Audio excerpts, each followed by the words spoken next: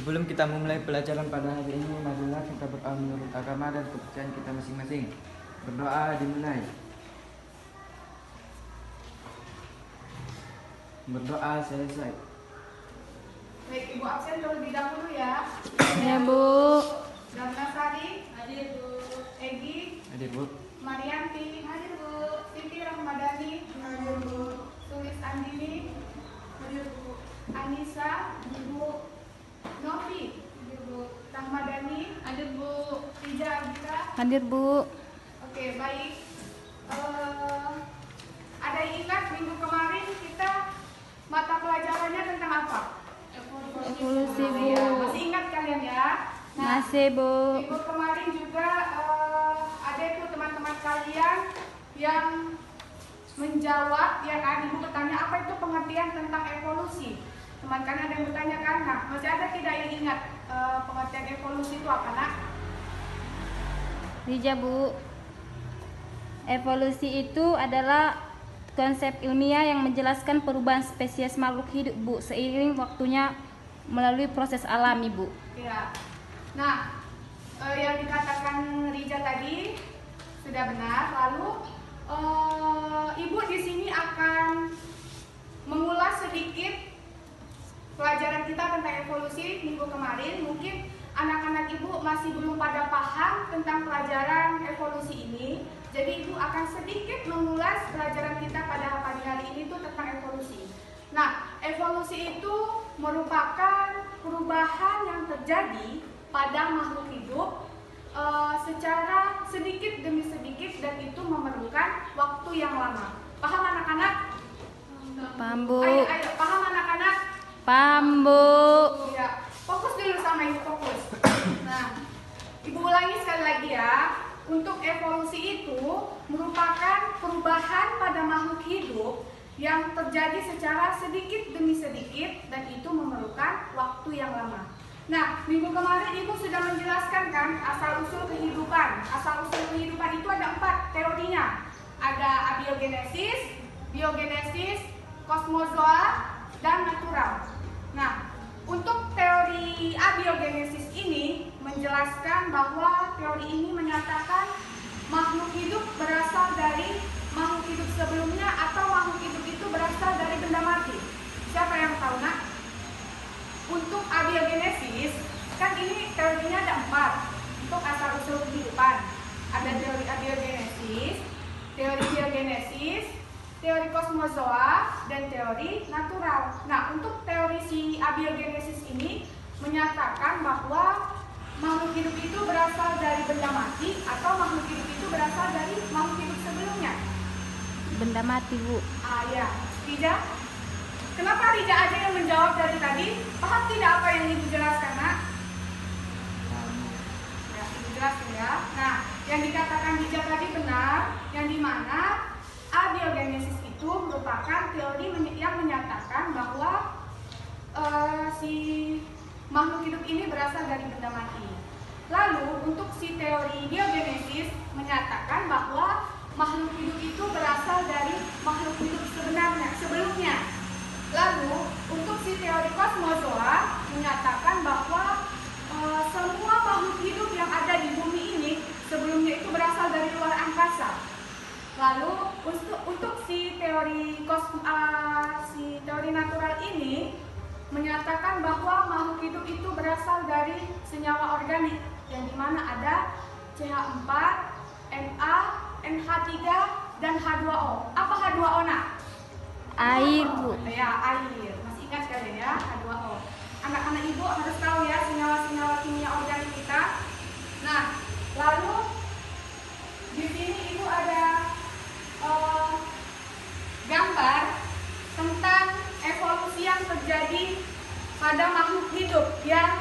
Sangat sederhana ya contoh yang Ibu berikan. Mudah-mudahan anak Ibu paham ya tentang gambar ini, yang dimana ini tuh evolusi yang terjadi pada makhluk hidup. Nih, paham nggak?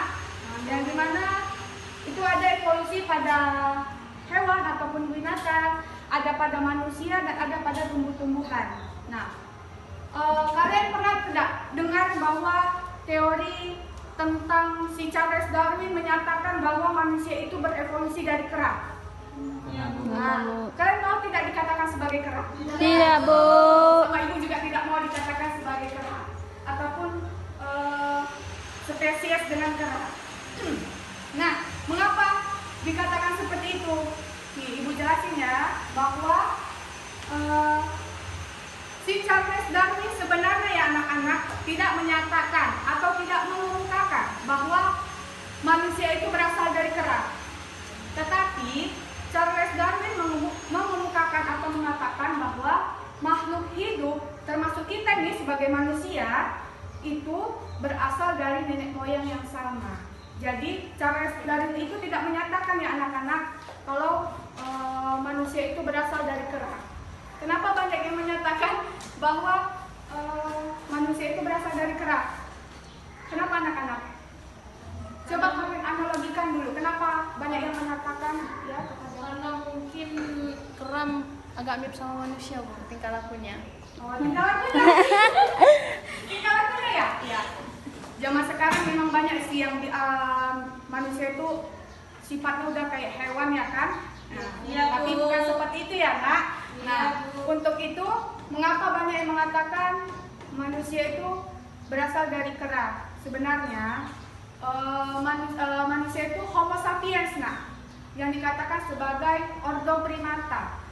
Jadi populasi manusia ini begitu banyak di dunia, makanya dikatakan sebagai ordo primata. Lalu kingdom kita kingdom animalia. Jadi kingdom kita sama seperti kera. Makanya banyak mengatakan kita masih sama seperti kera. Namun tidak ya, Nak. Kingdom kita saja yang sama dengan si kera tadi, yaitu kingdom animalia. Lalu untuk kelasnya kelas mamalia sama seperti kera. Mamalia apa, Nak? Mamalia. Siapa yang tahu mamalia? Manusia. Mamalia, pengertian mamalia. Apa? Ayo. Nah, ya, kita melahirkan dan Menyusui. Maka itulah sering mengatakan orang bahwa manusia seperti kera, tapi bukan ya. Kingdom kita sama seperti kera dan kelasnya sama seperti kera. Oke. Sudah paham yang ibu katakan tadi? Sudah, Bu. Ambil dulu kertas selembar, Nak. Kertas selembarnya. Ibu ada pertanyaan? Soal ya, dua soal aja, nggak banyak-banyak kok. Yang pertama soalnya itu tentang udah kan apa yang dimaksud dengan teori evolusi dan hubungannya dengan seleksi alam. Lalu, yang nomor 2, bagaimana menurut Charles Darwin mengenai teori evolusi? Ya, siapa cepat dia dapat nih? 2 soal aja. 2 soal.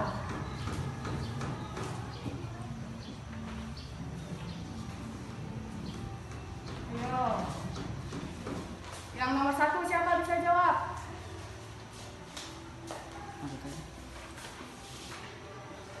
Nomor 1 atau nomor 2 siapa yang bisa menjawab?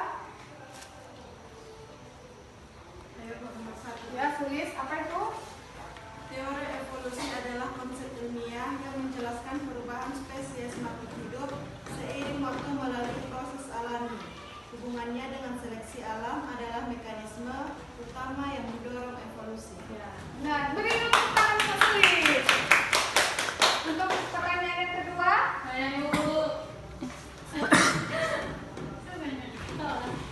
coba, nggak apa-apa. Nah, Darna apa? Pertanyaannya kan, Bu, bagaimana menurut Charles Darwin mengenai teori evolusi? Iya. Menurut Charles Darwin adalah konsep ilmiah yang menjelaskan perubahan spesies makhluk hidup seiring waktu melalui proses alami. Ya. Betul sekali. Beri tepuk tangan untuk Darna. Ya. Ayo tepuk tangannya Nana. Beri untuk Darna. Baiklah, cukup sekian pelajaran kita pada pagi hari ini. Nah, kesimpulan yang bisa Ibu sampaikan pada pelajaran kita pagi hari ini, Itu evolusi merupakan perubahan yang terjadi pada makhluk hidup yang terjadi secara sedikit demi sedikit dan itu memerlukan waktu yang lama. Contoh evolusi yang sering kita rasakan saat ini apa anak-anak? Pada saat ini, evolusi sosial yang kita rasakan. Kalau kalian dulu. Dari surat sekarang udah bisa menggunakan handphone dulu. Ya, zaman dulu gimana kita berkomunikasi? Nah, Kita dulu berkomunikasi melalui surat dulu. iya. Itulah contoh perubahan sosial ataupun evolusi yang kita rasakan ya. Baik. Ah, ya. Zaman sekarang udah canggih. Baiklah, Ibu akhiri pelajaran kita pada pagi hari ini. Mohon maaf lebih kurangnya ya.